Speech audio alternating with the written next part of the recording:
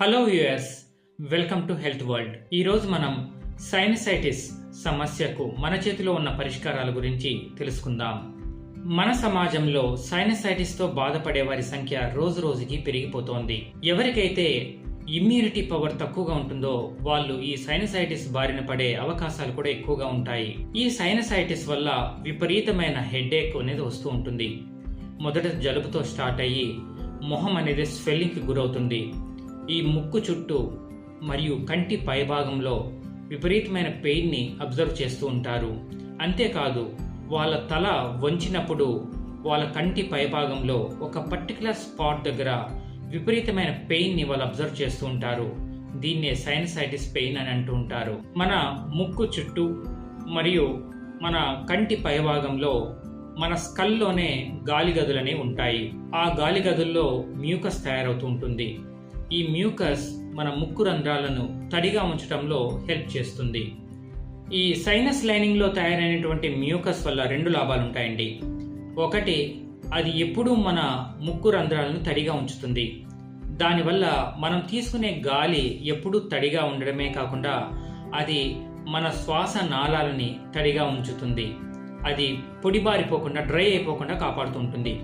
రెండవది ఏంటి అంటే, మనం తీసుకున్న గాలిలో డస్ట్ పార్టికల్ ఉండొచ్చు, బ్యాక్టీరియా ఉండొచ్చు, వైరస్ ఉండొచ్చు. వాటన్నిటిని లోపలికి పంపించకుండా ఆ మ్యూకస్లో ట్రాప్ అయిపోయేటట్లు చేస్తూ ఉంటుంది. అది రెండు విధాలుగా మనకు ఉపయోగపడుతూ ఉంటుంది. ఎప్పుడైతే ఈ సైనస్ గదులు వాపుకు గురవుతాయో, ఇన్ఫెక్షన్కి గురవుతాయో, అవి నార్మల్ సైజ్ కన్నా కాస్త ఉబ్బుతాయండి, వాస్తాయి. అప్పుడు ఏం జరుగుతుందంటే, ఈ సైనస్ గదులకి ఓపెనింగ్ ఉంటుంది కదా, అది క్లోజ్ అయిపోతుంది. సో దానివల్ల ఈ సైనస్ గదుల్లో మ్యూకస్ నిండిపోవడం వల్ల అది అక్కడే ఉండి ఈ వాపునకు దారితీస్తుందండి. అది ఇన్ఫెక్షన్కి గురవుతుంది. దాన్నే మనం సైనసైటిస్ అంటుంటాం. అసలు ఇది ఇన్ఫెక్షన్కి ఎలా గురవుతుంది?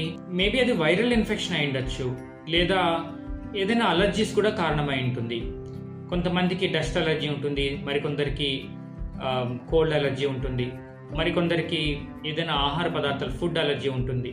సో ఈ విధమైన కొంతమందికి కంట పెరుగుతుందండి ఈ ముక్కు రంధ్రాలలో.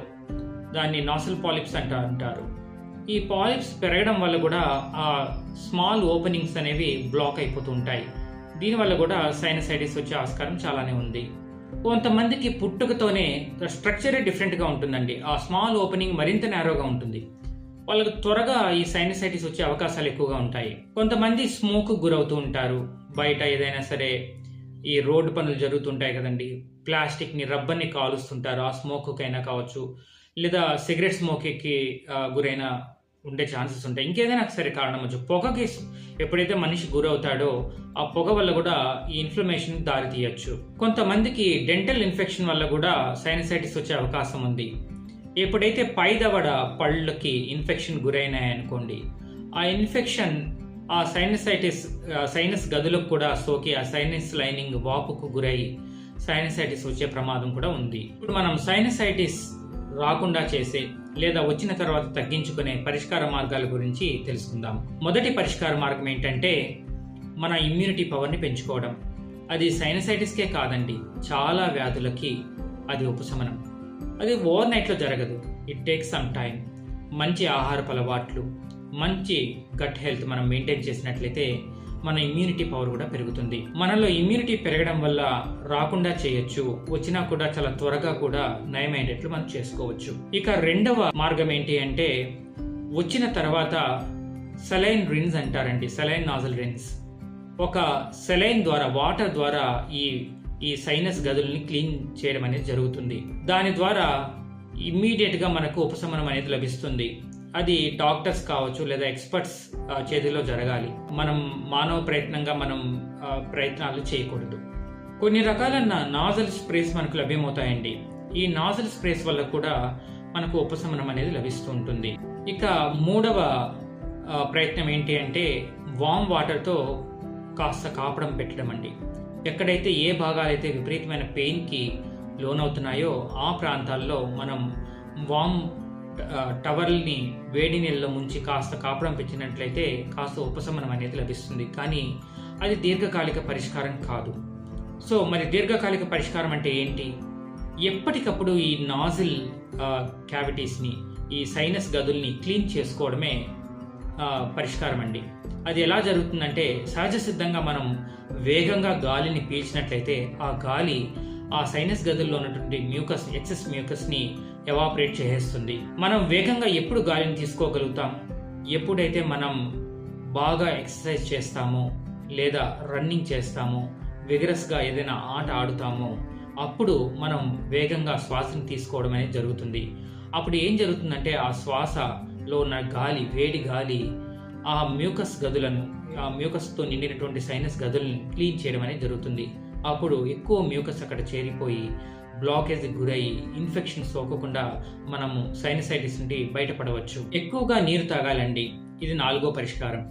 నీరు తాగితే ఎలా సైనసైటిస్ తగ్గుతుంది అంటే, ఇది నీరు తాగడం అనేది ఒక్క సైనసైటిస్కే కాదండి, చాలా సమస్యలకు పరిష్కారం మనకు లభిస్తుంది. ఈ ఎక్కువగా నీరు తాగినట్లయితే ఏం జరుగుతుందంటే, ఆ నీటి వల్ల మన మ్యూకస్ అనేది థిక్గా కాకుండా థిన్గా ఉంటుంది. ఎప్పుడైతే థిన్గా ఉంటుందో ఆ స్మాల్ పాసెస్ గుండా బయటకు వచ్చేయడము, లేక త్వరగా డ్రై అయిపోవడము జరుగుతుంటుంది. సో దీనివల్ల సైనసైటిస్ రాకుండా మనల్ని మనం కాపాడుకోవచ్చు. ఇక స్మోక్కి మనం దూరంగా ఉండడం మరొక పరిష్కారం అండి. ఓకే, ఏదైనా సరే సిగరెట్ స్మోక్ ఉండొచ్చు, లేదా ఇంకేదైనా స్మోక్కి మనం దూరంగా ఉండాలి, అవాయిడ్ చేయాలి. అది ట్రిగర్ చేస్తుంది కాబట్టి సైనసైటిస్ని. ఆల్రెడీ సైనసైటిస్తో సఫర్ అయ్యే ప్రాబ్లం ఉన్న వాళ్ళు వాటికి దూరంగా ఉండాలి. అంతేకాదు మాస్క్ని ధరించాలండి. బయట మనం ట్రావెల్ చేస్తున్నాం బండిలో, అప్పుడు ఈ డస్ట్ పార్టికల్స్ డైరెక్ట్గా మన ముక్కు గుండా లోపలికి వెళ్ళిపోతాయి. సో ఆ డస్ట్ పార్టికల్స్ని అవాయిడ్ చేయాలంటే చక్కటి మాస్క్ మనం ధరించినట్లయితే పర్ఫెక్ట్గా అది ఫిల్టర్ చేస్తుంది డస్ట్ పార్టికల్స్ని. ఇంకొక చక్కటి పరిష్కారం ఏంటంటే ఆవిరి పట్టడం అండి. ఆవిరి పట్టినప్పుడు ఆవిరి టెంపరేచర్ ఎక్కువగా ఉంటుంది కదండి, ఆ ఆవిరి ఏం చేస్తుందంటే లోపలికి వెళ్ళి ఆ సన్నని పాసెస్ గుండా ఈ సైనస్ గది లోపలికి వెళ్ళి అక్కడ ఉన్న ఎక్సెస్ మ్యూకస్ని ఎవాపరేట్ చేస్తుంది. అప్పుడు ఆ ఇన్ఫెక్షన్కి గురి కాకుండా సైనసైటిస్ తగ్గడానికి ఇది చాలా బాగా ఉపయోగపడుతుంది. ఇది ఎప్పటి నుండో వాడుతున్నటువంటి టెక్నిక్ అండి, మన ఇండియన్స్కి ఎస్పెషల్లీ. మనం డిస్కస్ చేసినటువంటి ఈ పరిష్కార మార్గాలు మనం ఉపయోగించినట్లయితే సైనసైటిస్ని జీవితకాలంలో రానియకుండా కూడా చేసుకోవచ్చు. వచ్చిన తర్వాత చాలా త్వరితగతిన అవి తగ్గేటట్లు కూడా చేసుకోవచ్చు. కాబట్టి ఒకవేళ మనకి సైనసైటిస్ వల్ల బాధ తీవ్రమై హెడేక్ విపరీతంగా ఉందనుకోండి, తగ్గలేదనుకోండి 1 వీక్ వరకు, ఖచ్చితంగా మనం డాక్టర్ని సంప్రదించి మెడికేషన్ అనేది తీసుకోవాలి. సో ఇదండి సైనసైటిస్ పరిష్కార మార్గాలు. ఈ కంటెంట్ మీకు నచ్చినట్లయితే మన ఛానల్ని సబ్స్క్రైబ్ చేసుకుని 10 మందికి షేర్ చేయండి. Thank you.